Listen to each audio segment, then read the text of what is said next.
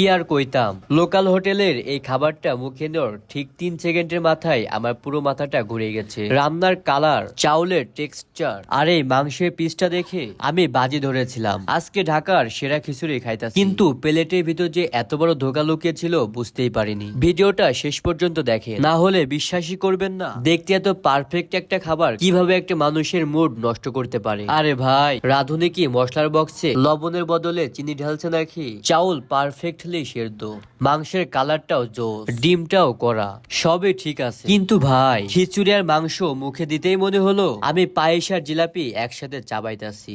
ঝাল মশলার কোনো নামগন্ধই নাই, পুরোটাই মনে হলো রসমালাই। ঝাল ঝাল খিচুড়ি খাওয়ার শখটা এক নিমিষেই তিতা, মিষ্টি হয়ে গেল। দেখতে 10-এ 10, কিন্তু টেস্টের দিক থেকে এটা আমার লাইফের অন্যতম বাজে একটা অভিজ্ঞতা। আপনাদের সাথেও কি কখনো এমনটা ঘটেছে?